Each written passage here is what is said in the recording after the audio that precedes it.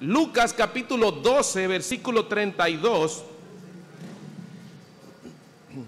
Aunque vamos a estar viendo gran parte de este capítulo 12 o varios textos de este mismo capítulo 12, pienso que este texto encierra la idea central de gran parte de este pasaje del capítulo 12. Así que Lucas capítulo 12, versículo 32, leemos en el nombre de Jesucristo. No temáis, manada pequeña, porque a vuestro Padre le ha placido daros el reino. Señor, nosotros estamos agradecidos de ti en esta mañana. Señor, hemos adorado tu nombre, porque tú eres el único digno de toda adoración. No existe otro ser merecedor de tal adoración. Es a ti el que los 24 ancianos, los 4 seres vivientes y millones de ángeles constantemente están declarando tus cualidades. Señor, y tú nos das el privilegio de criaturas imperfectas como nosotros, poder reunirnos como un solo cuerpo, a unirnos a esos millones de seres celestiales para adorar y glorificar tu nombre. Señor, qué privilegio nos das. Y esto ha sido posible por la obra de Cristo, que ha abierto ese camino para nosotros poder entrar a tu presencia y adorarte. Señor, pero también qué privilegio nos das de poder ser expuestos a tu palabra. Señor, gracias porque tú no nos dejaste sin instrucción, tú no nos dejaste solos, sino que nos dejaste tu palabra como esa lámpara a nuestros pies, como esa lumbrera a nuestro camino, como ese bálsamo curativo que sana nuestros corazones, pero también como ese martillo que quebranta corazones endurecidos. Señor, gracias por tu palabra. Permítenos en esta mañana poder hacer como Samuel y decirte, habla Jehová, porque todo lo que estamos aquí estamos despiertos para escuchar tu voz. Señor, y ayúdanos a vivir en consecuencia a estas verdades.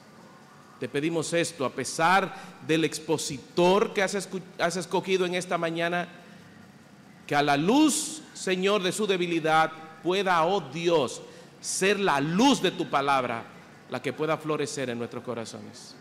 Gracias por Jesucristo. Amén y amén.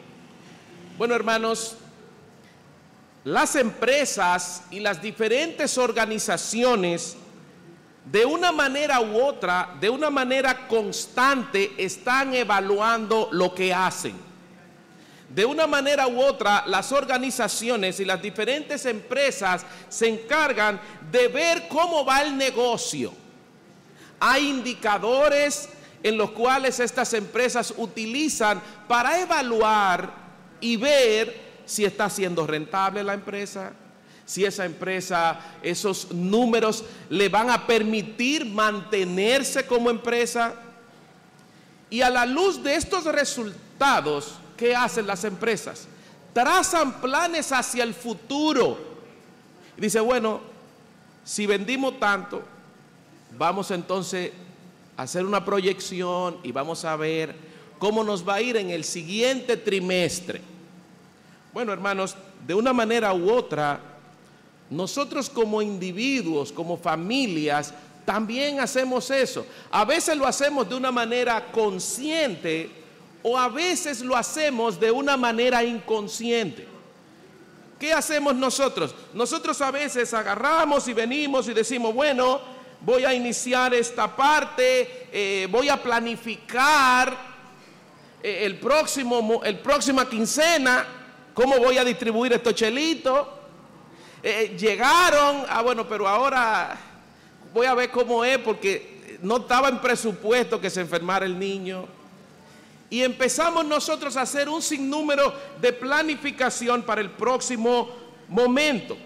Ahora, hermanos, cuando nosotros empezamos a ver todas las variables que tenemos sobre la mesa, en el momento en el que estamos haciendo esa planificación, cuando estamos haciendo ese ejercicio, vienen a nuestra mente cuando vemos que muchas de esas variables nosotros vemos que se nos están cayendo. y vienen hacia nosotros temor. Viene hacia nosotros cierta incertidumbre. Viene hacia nosotros cierta ansiedad. Y además de esto, cuando nosotros vemos en nuestra sociedad en la cual nosotros vivimos en el día de hoy, donde a cada rato nos suben los impuestos, donde la gasolina no podemos planificar mes a mes, sino semana a semana, todo eso crea en nuestras vidas, en nuestros corazones y aún en nuestro diario caminar cierta preocupación, cierta ansiedad. Y si a eso nosotros le agregamos la falta de seguridad en la que nosotros vivimos en el día de hoy, las noticias, los periódicos, los noticiarios están llenos de situaciones donde por cualquier cosa la gente le quita la vida a otro, sea por un parqueo, sea por un rayón de un vehículo. Y eso puede crear en la vida de cada uno de nosotros cierta ansiedad, cierto temor. Y amados hermanos y amigos que puedan estar aquí en esta mañana, cada vez que nosotros vemos un nuevo día y estamos planificando qué va a suceder en los próximos días en nuestras vidas, vemos que hay nuevos retos que tenemos que trazarnos. Y lo grande del caso es que lo que crea esa incertidumbre y lo que crea ese temor en nuestros corazones es que nosotros no sabemos qué va a suceder en el día de mañana. Nosotros no sabemos lo que va a suceder en el día de mañana.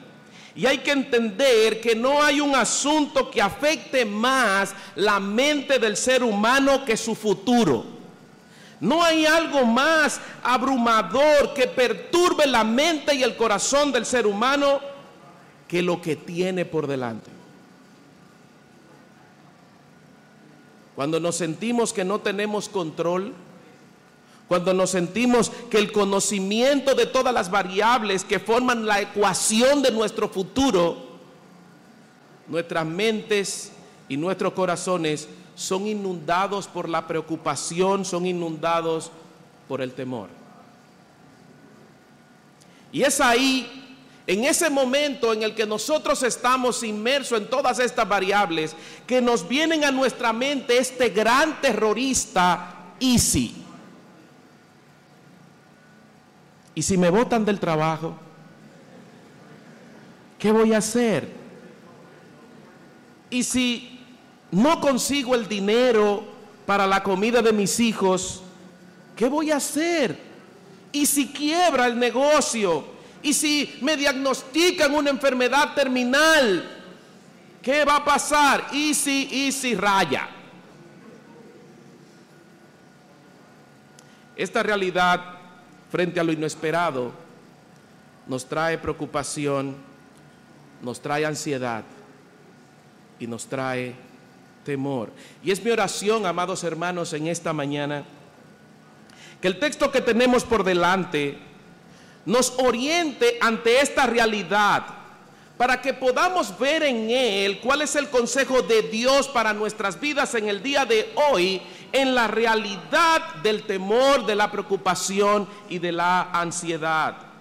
Y el contexto de este pasaje que nosotros leímos en Lucas capítulo 12, Jesús ha estado confrontando a los fariseos y a los intérpretes de la ley en relación a la manera hipócrita en la que ellos vivían, estaban viviendo, y la apariencia de piedad que ellos le estaban mostrando al pueblo que los estaba viendo. En un buen dominicano, no sé cómo lo va a hacer el que está traduciendo a los americanos, pero en un buen dominicano lo que el Señor le está diciendo o confrontando a nuestros fariseos es: ustedes son unos bulteros. Ustedes tienen una apariencia de piedad, pero realmente ustedes no son lo que dicen ser.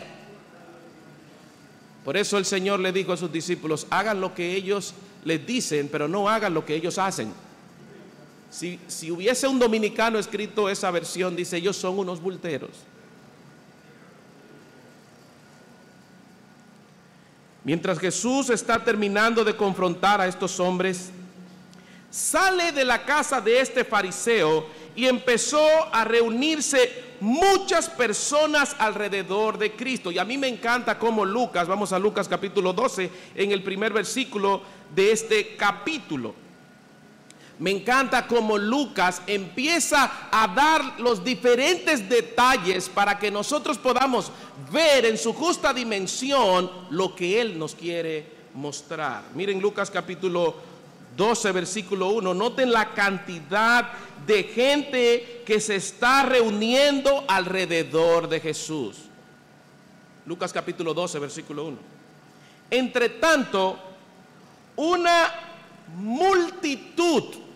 Y tú podrás decir, ok, multitud. Me encanta porque Lucas no te deja en un sentido subjetivo de esa multitud, porque para muchos multitud puede ser 10 gente. Los políticos dicen, había una multitud en la caravana. Pero Lucas nos presenta que la multitud que estaba siguiendo a Jesús era una multitud realmente grande. Miren lo que dice, entre tanto, una multitud de ¿cuántos? De miles y miles, es decir, mucha gente había ahí. Miles y miles se habían reunido. Y Lucas quiere darnos a entender el volumen de gente, no solamente desde la perspectiva de los números, sino de lo que eso estaba implicando. ¿Y qué dice? Tanto que se atropellaban unos a otros, es decir, ahí había gente. Esa palabra que aparece ahí como que se atropellaban, lo que significan es que se estaban pisoteando uno con otro. ¿Usted ve cuando regalan fundita? Es más o menos la idea del volumen de gente. Y echa para allá, y espérate, y se pisoteaban el uno con el otro con el único propósito de estar ahí. Y yo quiero que podamos entender, hermanos, que esta gente, esta gran multitud, la razón por la que estaban ahí no era Cristo. La razón por la que esta multitud estaba ahí, ellos andaban detrás de lo que hoy llamamos fundita. Ellos andaban detrás de los panes y los peces, no detrás del Salvador. Y frente a esta gran multitud de gente, Jesús inicia un sermón donde trató diferentes temas, dentro de los cuales habló acerca de la hipocresía, habló acerca del temor, habló acerca del manejo del dinero, entre otros temas. Fue un discurso muy variado, fue un sermón muy variado que Jesús estuvo tratando con esta multitud.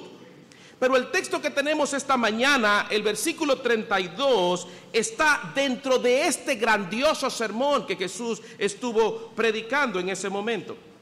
Y lo primero que nosotros vemos en este versículo 32 es que hay una exhortación a un público específico. Hay una exhortación, y esa exhortación está dirigido hacia un público específico dentro de esa multitud. Noten, no temas, esa es la exhortación. ¿A quiénes él le está diciendo no temas? ¿A los miles y miles que estaban ahí? ¿A los que estaban atropellándose uno con otro? Es a un grupo específico que está dentro de esa multitud. ¿A quiénes? A esa manada pequeña. No temas, manada pequeña. Notemos con cuidado, hermanos, que en Lucas capítulo 12, versículo 1, ya nos han dicho que la cantidad de personas que se habían reunido alrededor de Jesús era mucha gente, miles de personas. Pero esta exhortación de no temas no está dirigida a todos los que están ahí, sino que está dirigida a este grupo que no es mucho, sino que es pequeño. Es decir, hermanos, que esta exhortación que el Señor está dirigiendo aquí de no temer, está dirigida exclusivamente a su rebaño,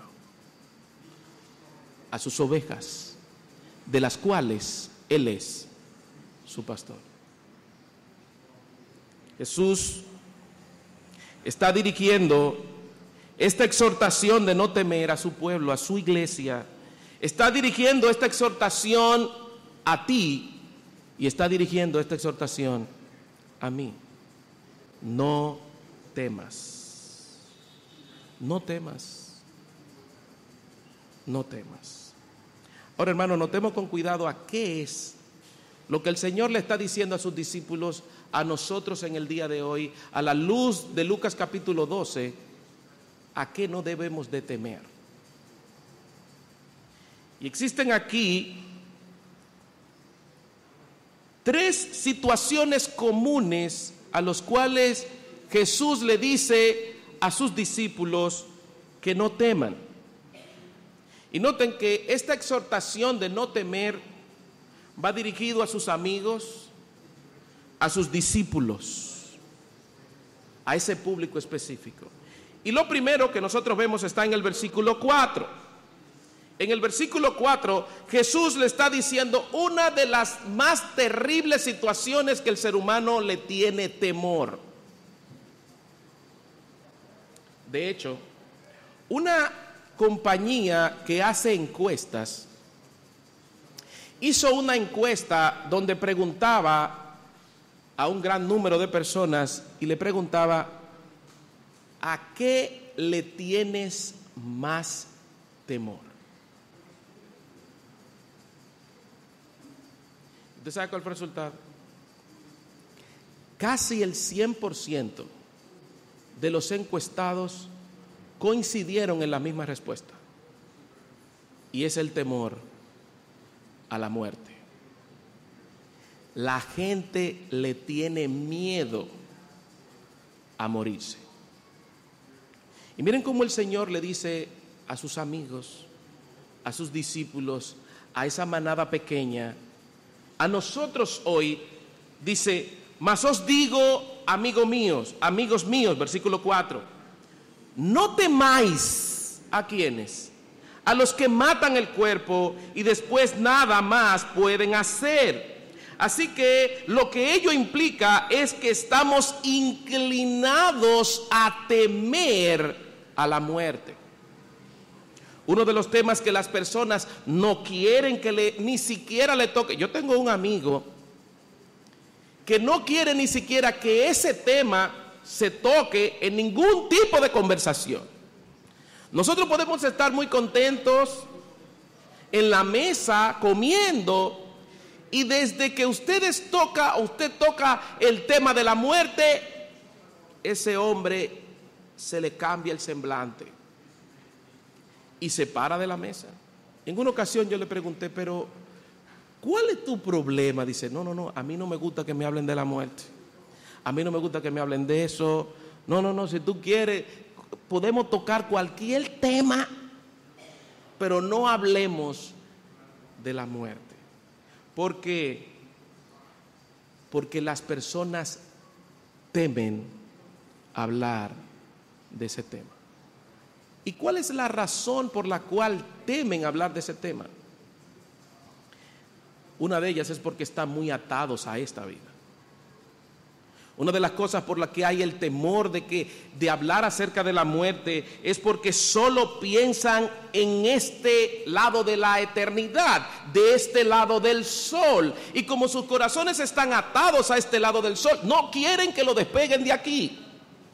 Yo recuerdo en una ocasión, mientras le hablaba a mi hija más pequeña acerca de la muerte, ese amigo estaba en casa.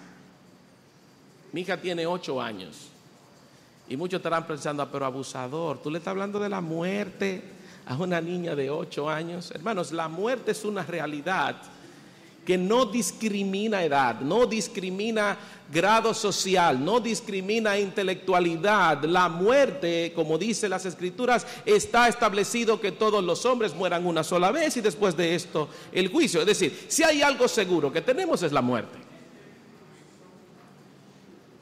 Y mientras yo hablaba con mi hija acerca de lo que era la muerte, mi hija empezó a llorar, como es obvio. Y yo le decía, mi amor, pero espérate, papi, yo no quiero que tú te mueras. Y yo le decía a ella, bueno, mi amor, yo no sé lo que el Señor quiera. Pero hubo algo que mi hija me preguntó, que fue como esa ventana que se abrió, esa puerta que se abrió, como una oportunidad. Y ella dijo, papi, ¿y qué yo voy a hacer si tú te mueres? Yo le decía, lo que tú tienes que hacer cuando yo me muera es agradecerle a Dios por cada día que Él nos permitió estar juntos. ¿Por qué, hermanos? Porque la gente teme este tema. La gente no quiere que le hablen de la muerte. Porque la gente tiene temor a lo desconocido. Como dijo alguien, es que nadie ha venido de allá para acá a decirte cómo es. O es tan bueno que no quieren volver, o es tan malo que no lo dejan volver. Hay una incertidumbre, hay un temor con respecto a la muerte. Y por eso muchos plantean que la muerte es lo peor que le puede pasar a un ser humano. Y tienen razón parcialmente a esta declaración. Porque amigo que estás aquí en esta mañana, déjame decirte que tú tienes que tenerle temor a la muerte. ¿Por qué? Porque si mueres sin Cristo, si sales de esta tierra sin haber reconocido a Cristo como tu único y suficiente Salvador y de haberte acercado a Él en arrepentimiento y fe,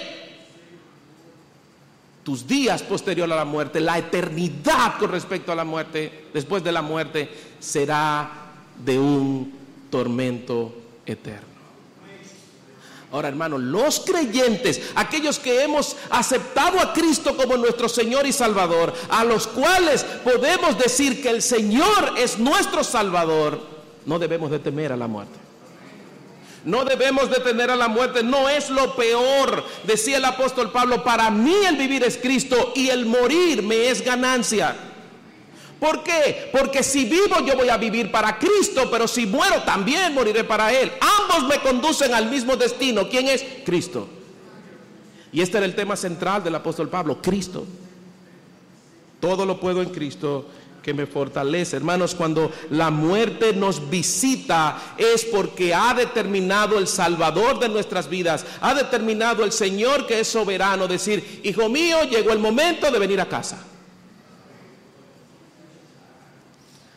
En una ocasión me tocó predicar en un memorial y utilizaba la ilustración con respecto a la muerte para los creyentes, y es como usted estar haciendo galletitas. Cuando usted pone esa galletita en el horno, ¿qué es lo que hay en ese horno? Eso es caliente allá adentro, ¿verdad? Pero llega un momento en el que ese horno hace así. ¡Ting! ¿Qué significa eso? Ya está lista. No hay más fuego. Ya. Cuando tú abres ahí, ya esa galletita fuego más. Es como cuando llega ese momento que ha establecido el Señor para sus hijos. Decirle, hijo mío, ven a casa. Se te acabaron tus problemas, se te acabaron tu tormento. ¿Cómo tener una perspectiva correcta de la muerte? Es poder vivir cada segundo de nuestra existencia a la luz de la eternidad. Amados hermanos, el presente tiempo en el que nosotros nos encontramos no se puede comparar a la eternidad de estar con nuestro Salvador. Por eso el Señor le decía a esa manada pequeña, no le tengan temor a la muerte. Y es por eso, amados hermanos, que mira con la ternura con la que Él, Cristo, nos cuidará aún en los momentos más difíciles de nuestra vida. Y el momento difícil de la muerte. Versículo 6 del mismo capítulo 12. Me encanta porque el Señor utiliza unas preguntas para llevarnos a esta enseñanza. Versículo 6 dice: ¿no se venden 5 pajarillos por 2 cuartos? Con todo, ni uno de ellos está, ¿qué?, delante de Dios. Olvidado delante de Dios. Pues, versículo 7, pues aún los cabellos de vuestra cabeza están todos contados. Miren el cuadro que el Señor presenta. Los pajaritos, eso que usted no se percata de ninguno de ellos, andan muchísimo ahí volando. El texto nos dice que el Señor tiene control de ellos y hay un cuidado de Dios para ellos. Y Él dice: óigame, para hacernos conscientes del cuidado de Dios para nuestras vidas, y aún en los momentos de nuestra partida de este lugar, Él nos está diciendo: oigan, por poco, por mucho cabello que tú tengas en tu cabeza, yo sé cuánto tú tienes, están contados cada uno. Es decir, yo no me he olvidado de ti. Yo tengo un cuidado especial para contigo, manada pequeña. Por eso Él le vuelve y le dice en el versículo 7: no temáis, pues ustedes valen mucho más que esos pajarillos. Amados hermanos, Cristo no murió por ningún pajarillo. Ninguno de esos pajaritos, ni ninguno de la naturaleza como nosotros la vemos, muy bonita. Cristo entregó su vida en propiciación, en rescate, por ti de manera individual y por mí. Hay un cuidado especial de Cristo para contigo, aún en el momento de la muerte. El cuidado de Dios hacia su pueblo es especial. Y este cuidado especial es por esa razón que no debemos de temer. Por eso David decía en el Salmo 23, versículo 4: aunque ande en valle de sombra de muerte, ¿qué va a pasar? No temeré mal alguno. ¿Por qué? Porque tú estarás conmigo. En el mismo Salmo 118, versículo 6 dice: Jehová está conmigo. ¿Por cuánto? ¿Qué voy a hacer? No temeré. ¿Qué es lo que no voy a temer? Lo que me pueda hacer el hombre. No temeré. El pueblo de Dios no está llamado a temer a la muerte, ya que cuando ese día llegue, es porque Dios ha determinado que ese hijo de Él llegará a su presencia. Vivir a la luz de esta verdad nos debe de cambiar nuestra perspectiva acerca de la muerte y no tener temor, porque la muerte fue vencida por Cristo. Y hemos pasado de este lado de la eternidad a la eternidad con Cristo. Y dice Pablo, si hubiese sido dominicano, hubiese dicho: Señor, aquí entre nosotros, estar con Cristo es muchísimo mejor. Eso es lo que Pablo le está diciendo. Estar con Él es muchísimo mejor. Que el Señor nos ayude, hermanos, a no tener temor a la muerte, que no nos aferremos a las cosas de este mundo, sino que nuestras vidas estén atadas a las cosas eternas. Ahora, hay una segunda situación que Cristo presenta en este pasaje a esta manada pequeña por la cual ellos no deben, o a lo que ellos no deben de temer, no solamente a la muerte, sino también en el versículo 11, es el no tener temor a la vergüenza pública. Versículo 11: cuando os trajeren a las sinagogas y ante los magistrados y a las autoridades, no os preocupéis por cómo o qué habréis de responder o qué habréis de decir. Amados hermanos, nosotros nos sentimos con la inclinación a estar ansiosos sobre lo que otros pudieran pensar de nosotros si no podemos decir lo que es adecuado. El contexto de este pasaje en el que el Señor nos está hablando en esta mañana a sus discípulos, Él le estaba hablando, era en función de defender su fe. A veces nos sentimos en situaciones donde tenemos que presentar defensa a nuestra fe, a lo que creemos, a lo que nosotros estamos persuadidos de nuestra fe, de lo que creemos a la luz de las Escrituras, pero no es cierto que cada uno de nosotros nos vemos con ciertos conflictos y con cierto temor, no de que no creemos en lo que creemos, sino que tenemos ese temor de qué vamos a decir cuando se pida defensa de nuestra fe. Y nos tiemblan las rodillas.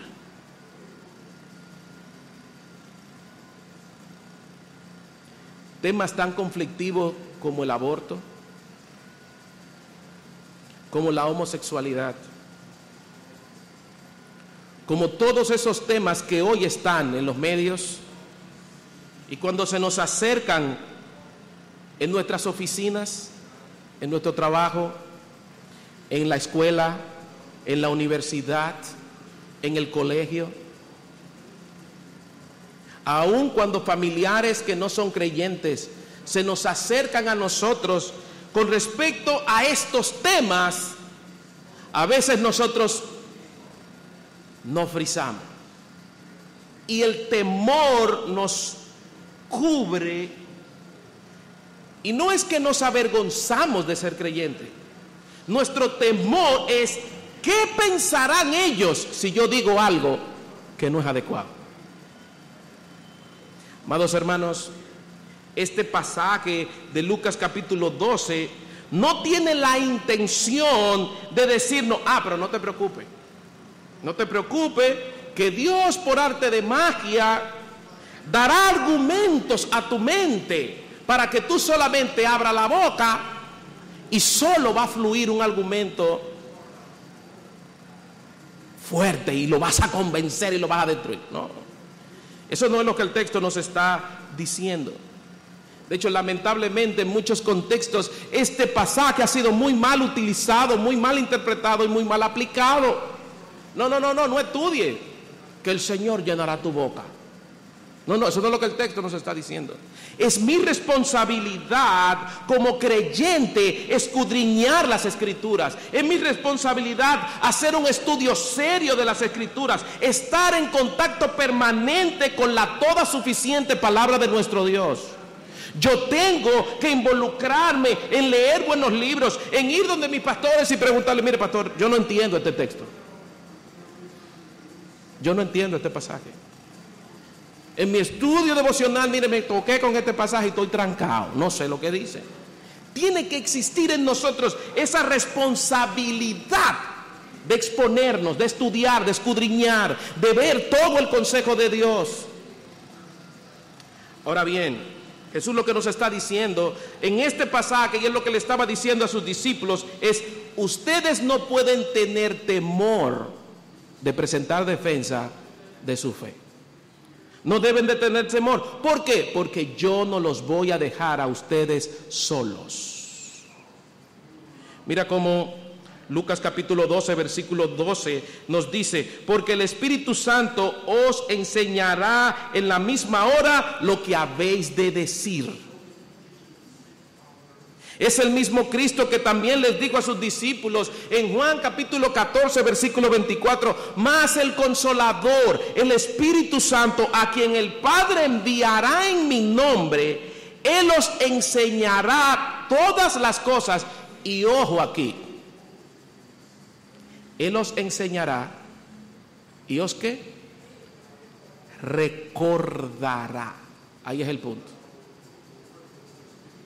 Recordará todo lo que yo os he dicho. ¿Qué significa la palabra recordar? Traer a la memoria. Eso es recordar. Es decir, usted no puede recordar algo que usted no tiene.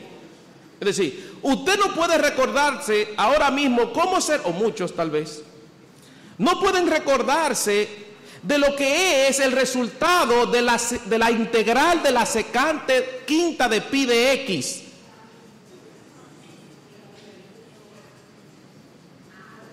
Muchos se quedaron, pastor, eso fue lengua, eso fue qué fue eso. Pero el que ha estudiado ingeniería dice, wow, ¿cuánto tiempo que yo no había oído eso?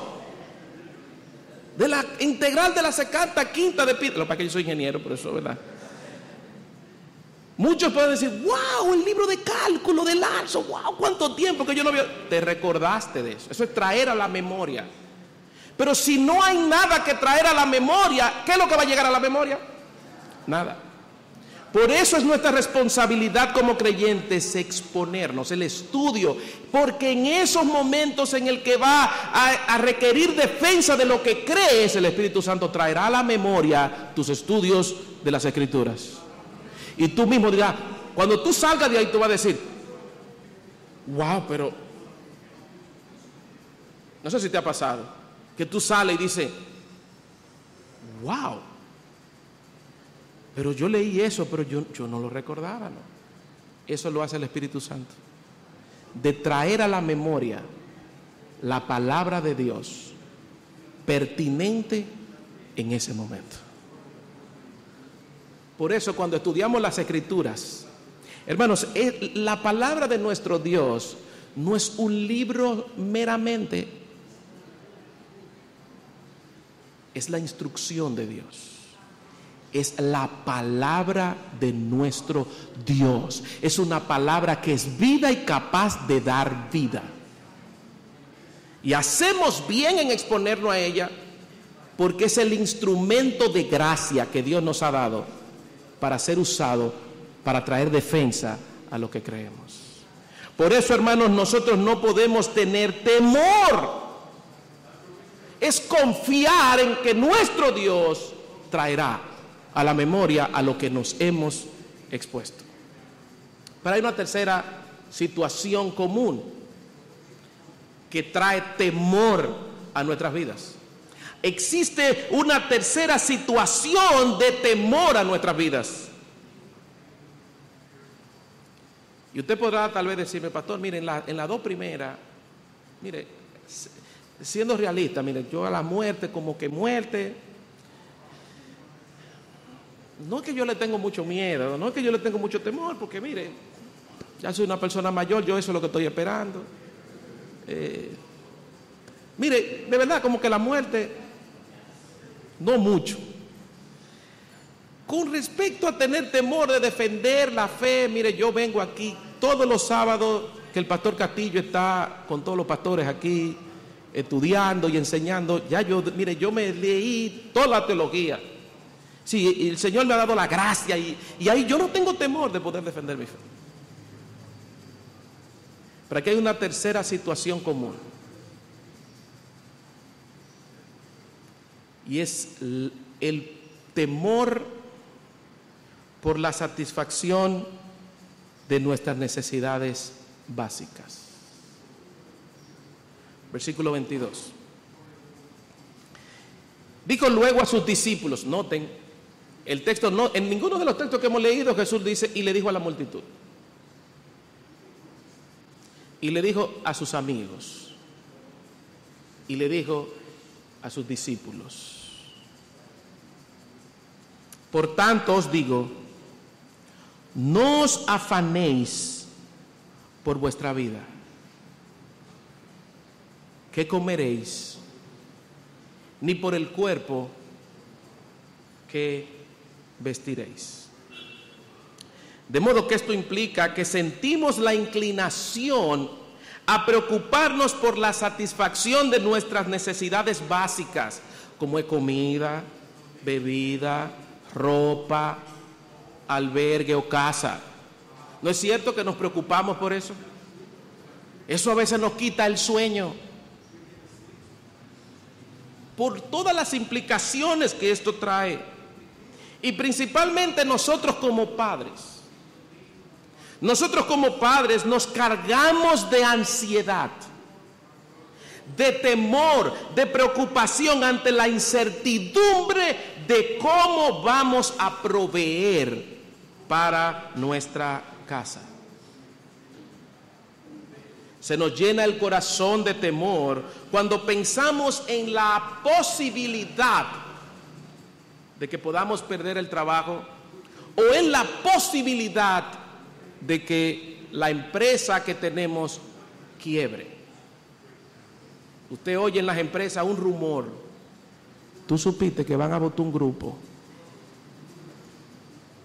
Tú nunca piensas que tú no formas parte de ese grupo. Oye, van a votar 5 hay 50 en el departamento, ¿verdad?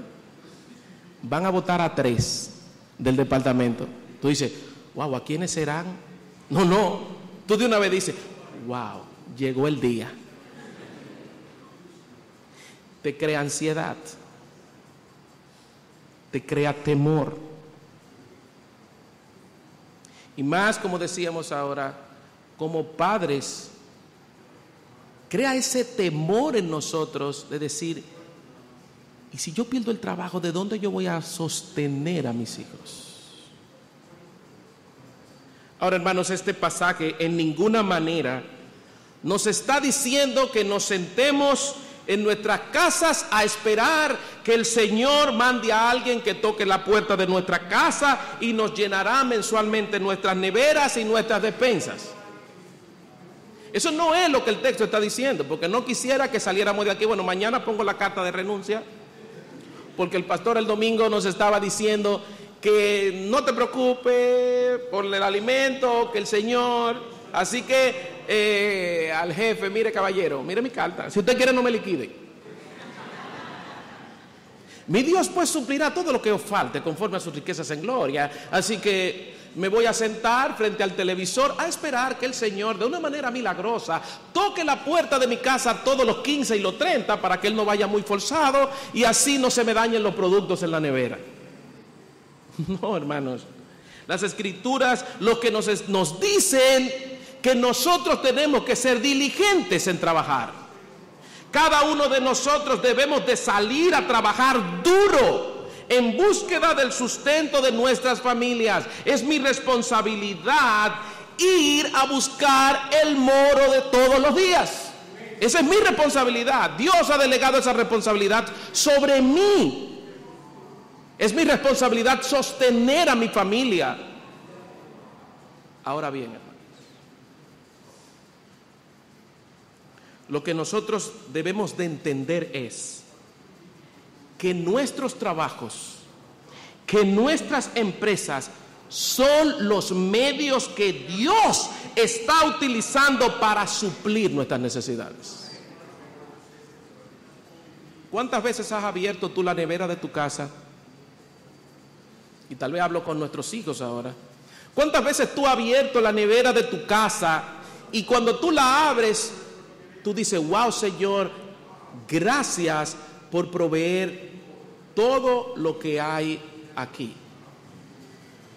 O tú abres la nevera y es tan común encontrar ese jugo ahí, esa agua ahí, o lo que tú encuentres, la mantequilla, lo que sea que tú encuentres ahí,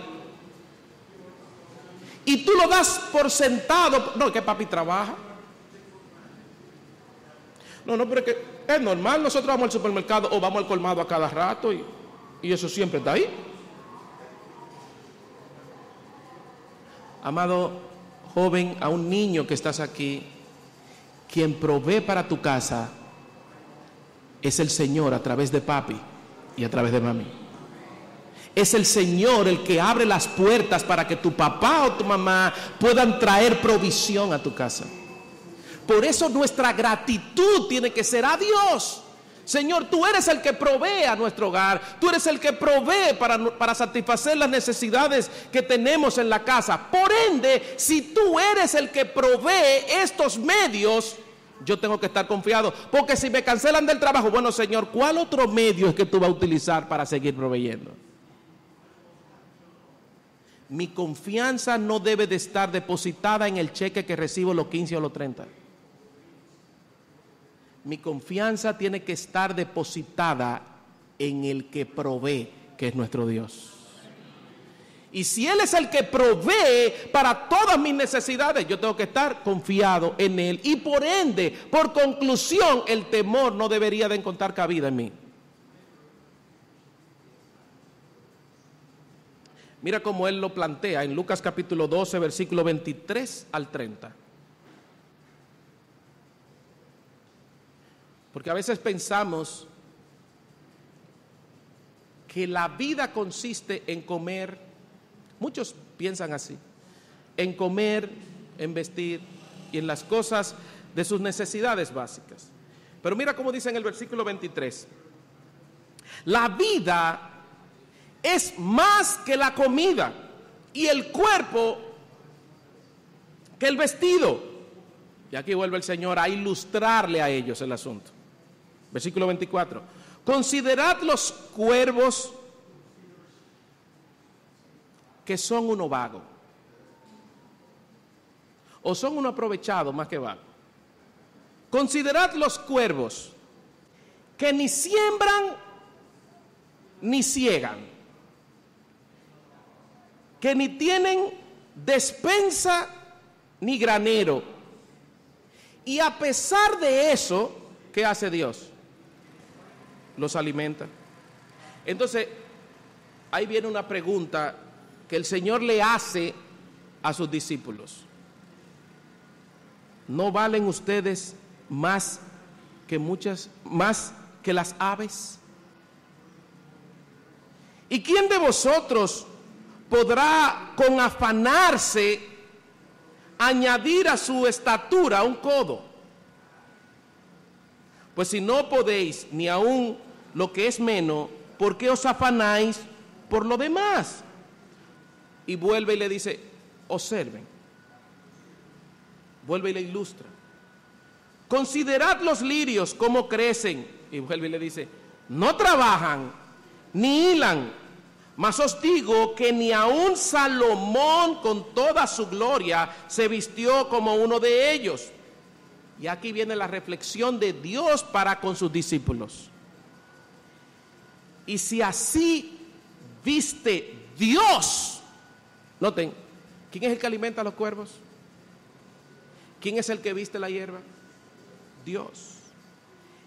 Y si así viste Dios la hierba que hoy está en el campo y mañana es echada al horno, ¿cuánto más a vosotros? Y mira cómo Él los reprende a ellos. Hombres de poca fe. Versículo 29. Vosotros pues no os preocupéis por lo que habéis de comer, ni por lo que habéis de beber, ni estéis en ansiosa ¿qué? Inquietud. Ahora, ¿por qué? Versículo 30. Porque todas estas cosas buscan la gente del mundo. Eso es lo que persigue la gente de este mundo. Porque entiende que la comida lo es todo. Entiende que la ropa lo es todo. Entiende que la casa lo es todo. Entiende que el trabajo lo es todo.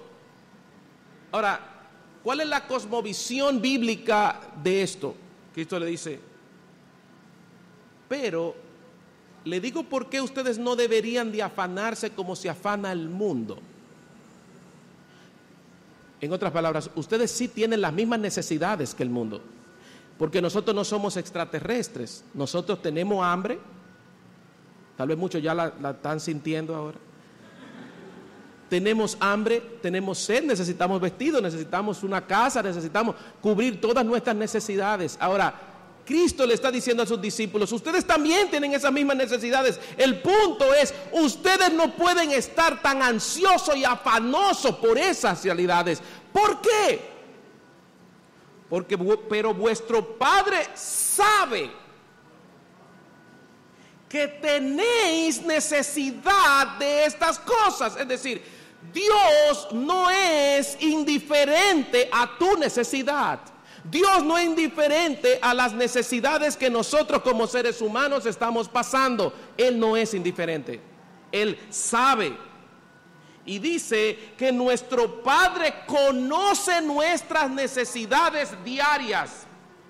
y se siente mucho más inclinado a darnos lo que necesitamos que alimentar a los cuervos y vestir a los lirios. Esa es la idea del texto. Es decir, Dios está dispuesto más a satisfacer mis necesidades que a vestir a los lirios y que alimentar a los aves.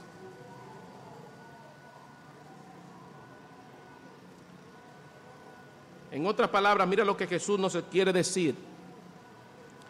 Si yo alimento a los cuervos y visto a los lirios, ¿cómo piensas tú que yo no voy a cuidar de ti? Por eso el Señor tiene que reprenderles, y a veces a nosotros nos reprende y nos dice, hombres de poca fe. Lo que sucede, amados hermanos, es que a veces el temor y la preocupación nublan la perspectiva correcta que debemos de tener acerca del carácter de nuestro Dios. El temor a veces nubla a ese Dios que se nos ha revelado por medio de las Escrituras.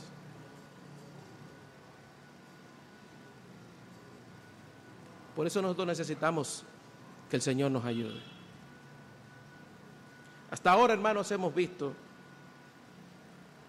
que el propósito de Dios es dar razones a sus discípulos, a sus amigos, a su rebaño, de que no deben de temer ni por la muerte, ni por la vergüenza pública al presentar defensa, ni por las necesidades básicas físicas que pueda tener el ser humano. Que ellos tienen que ser libres de todo temor, de toda ansiedad y de toda preocupación. Así que Jesús no quiere que temamos, no quiere que tengamos temor a ninguna de estas cosas. Y esto nos lleva a la segunda y última parte de este texto, del versículo 32, y es la base o la razón por la cual esta manada pequeña debe de confiar en la exhortación de Cristo de no temer. Versículo 32, en la segunda parte, él dice, porque a vuestro Padre le ha placido daros el reino. Hermanos, Jesús no nos está dando aquí un mensaje de automotivación. Jesús no nos está diciendo, no temas. Mira en lo más profundo de tu interior y despierta el tigre que hay en ti y vencerás. Eso no es lo que el Señor está diciendo aquí. Él no nos está dando ese tipo de mensaje. De hecho, ya Él nos ha dejado bien claro que somos una manada pequeña. Es decir, somos una manada que por nosotros mismos no tenemos la capacidad de poder vencer. Por eso la base sobre la cual debe descansar nuestra confianza de no temer se encuentra en Él y no en nosotros. No se encuentra en mis competencias, no se encuentra en mis cualidades, no se encuentra en mis destrezas, se encuentra en Él única y exclusivamente. En esta parte del texto hay tres asuntos rápidamente que no es mucho consuelo para nuestras vidas, lo cual nos trae confianza en no temer. Y lo primero es porque existe una relación estrecha con Dios. Noten, es una relación de padre e hijo. Noten que Jesús no dice, vuestro empleador ha decidido daros el salario. Ni tampoco nos dice, vuestro amo ha decidido daros un lugar donde dormir. Pero tampoco nos dice, vuestro rey ha decidido daros el reino. No. Cristo escoge cada palabra en esta expresión para ayudarnos a entender en su justa dimensión que no debemos de temer por la relación que tenemos con Dios, nuestra relación de Padre. Y para que podamos entender aún mejor, el mismo Jesús en Mateo capítulo 7, versículo 11, nos dice, pero si vosotros siendo malos sabéis dar buenas dádivas a vuestros hijos, siendo malos, sabemos dar buena dádiva a nuestros hijos, ¿cuánto más vuestro Padre, entre paréntesis, digo yo, que es bueno, que está en los cielos, dará buenas cosas a los que le piden? Tenemos una relación estrecha con nuestro Dios. Él es nuestro Padre y Él nos ama, como cantábamos ahorita. Él nos ama. Y esa relación que existe entre nosotros y Dios, de Padre e Hijo, debe de ser un agente de consuelo en nuestras vidas en el momento en el que temor quiera apoderarse de nosotros. Es el hecho de saber que mi Padre Celestial conoce mis necesidades y que puedo ir delante de su trono de gracia y en plena certidumbre de fe decirle: Señor, mira mis problemas. Segundo lugar, en Dios, en el Padre, existe una motivación. El texto dice que a vuestro Padre le ha placido. Nota que la motivación de nuestro Padre no es que se siente obligado a, ni que lo está haciendo de mala voluntad. De hecho, para nuestro Dios es un deleite. Nuestro Dios se deleita en hacerle el bien a sus hijos. Y usted sabe que Dios es decir, tú sabes todas las cosas que tú ves y tú te deleitas en muchas cosas. Esas cosas son cositas. Si tú te deleitas en ver un paisaje y tú dices: wow.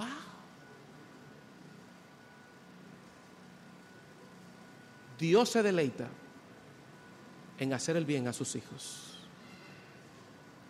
Tú te puedes ver en el grado superlativo que es que Dios se deleite.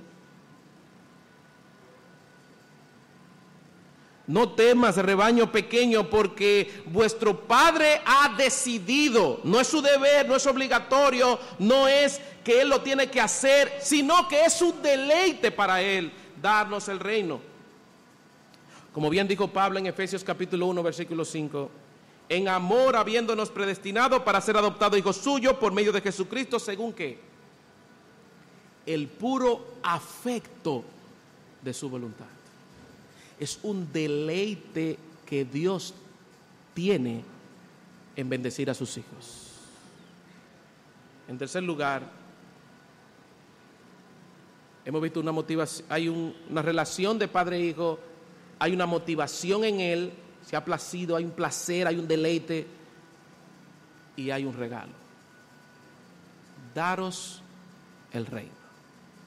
Noten que el texto no nos dice que nuestro Padre se deleita en vendernos el reino, como en muchos contextos lo venden, que tú vas y siembra y compras terreno en el cielo,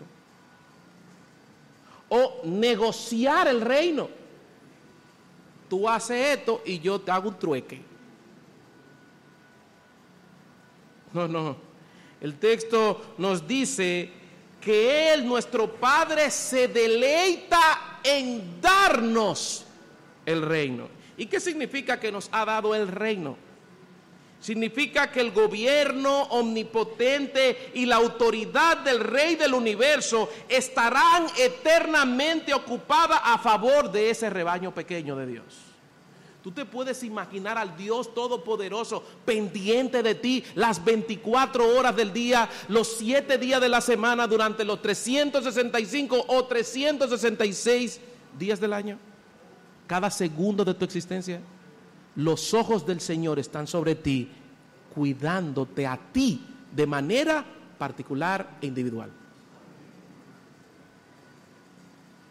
Por eso es que el apóstol Pablo a los Corintios, en 1 Corintios capítulo 2, versículo 9, dice: cosas que ojo no vio, ni ha oído, ni oído oyó, ni han entrado en el corazón del hombre, son las cosas que Dios ha preparado para los que le aman. Es decir, nuestra mente no pueden imaginarse lo que Dios ha preparado para nosotros. Y nosotros nos estamos preocupando por comida, por almuerzo y esto y allí y allá. Donde el Rey del universo está preparando algo mayor para su rebaño. Hermanos, esto es superior que nos libren de la muerte o que provean para nuestras necesidades. Y esta debe de ser la perspectiva correcta de todo creyente. Es poder tener una oración constante. Venga a nosotros tu reino, oh Dios. Venga tu reino. Es tener una perspectiva de vivir cada segundo de nuestra existencia a la luz de la eternidad.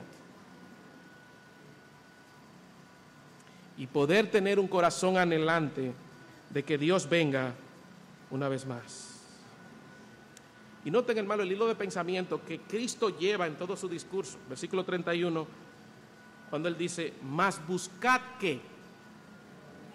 El reino de Dios, y todas estas cosas os serán añadidas. Versículo 33 y 34 dice, vended lo que poseéis y dad limosna, haceos bolsas que no se envejecen, tesoros, ¿dónde? En los cielos, que no se agoten, donde ladrón no llega ni polilla destruye, porque donde está vuestro tesoro, ahí estará también ¿qué? Vuestro corazón. Amados hermanos, el saber que nuestro Padre se ha deleitado en darnos el reino, esto debe de darnos confianza y no temer. Que mientras estemos de este lado del sol esperando ese día, que nuestro Padre, saber que nuestro Padre está obrando a nuestro favor. Como bien declaró el apóstol Pablo a los Romanos, capítulo 8, versículo 28, y sabemos, estamos completamente convencidos que a los que aman a Dios, todas, absolutamente todas las cosas nos ayudan a bien, a los que conforme a sus propósitos han sido llamados. Cada circunstancia que el creyente pasa, hay un propósito santo de parte de Dios de formar el carácter de Cristo en él. Quiero concluir trayendo a reflexión a los amigos que están aquí. Amigo que estás aquí en esta mañana, tú formas parte no de la manada pequeña, sino a la gran multitud. De la única forma que la puerta se abre para entrar a esta manada pequeña, al cual Cristo le ha dicho, no teman, es si te acercas a esa puerta que es Cristo. Si te acercas a Él en arrepentimiento y fe, reconociéndote como el peor pecador de la faz de la tierra, pero a la vez ver a Cristo como el único Salvador, como la única provisión de Dios para rescatar tu vida. Amigo, ven a Cristo hoy para que tú puedas perder el temor a las cosas de este mundo y te puedas aferrar por la fe al Salvador de tu alma. Pero amados hermanos, nosotros no sabemos cómo vendrá el día de mañana.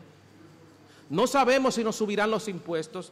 No sabemos si la gasolina seguirá subiendo. No sabemos lo que va a pasar. Ya los políticos están haciendo campaña. No sabemos lo que va a suceder. No sabemos lo que el Señor nos va a traer a nuestra vida. No sabemos qué noticias vamos a estar recibiendo durante esta semana. Pero estamos seguros en las manos de nuestro Dios. Si hay un lugar donde el ser humano está seguro, es en las manos de nuestro Dios. Y ahí nosotros estamos. Debemos de estar confiados en cada una de las promesas que Él nos ha hecho. No importa lo que nuestros ojos puedan ver. Dios ha prometido que estará con nosotros todos los días hasta el fin del mundo. Por ende, nosotros debemos de estar confiados en Él y que el temor no albergue nuestros corazones. Como bien dijo alguien, que en las Escrituras hay más de 365 versículos que dicen no temas. Es como si Dios hubiese provisto un versículo de no temas para cada día del año. Amados hermanos, que nuestras mentes y nuestros corazones podamos estar confiados en las promesas de nuestro Dios. Yo quiero concluir con Isaías capítulo 41, versículo 10 hasta el versículo 14, donde el Señor dice: no temas. ¿Por qué? Porque yo estoy contigo. No desmayes, porque yo soy tu Dios que te esfuerzo. Siempre, esta palabra es fuerte, siempre, aunque tal vez tú no lo puedas ver, siempre, dice el Señor, te ayudaré. Siempre que te sustentaré con la diestra de mi justicia. He aquí que todos los que se enojan contra ti serán avergonzados y confundidos. Serán como nada y perecerán los que contienden contigo. Buscarás a los que tienen contienda contigo y no los hallarás. Serán como nada y como cosa que no es aquellos que te hacen la guerra. ¿Por qué? Versículo 13.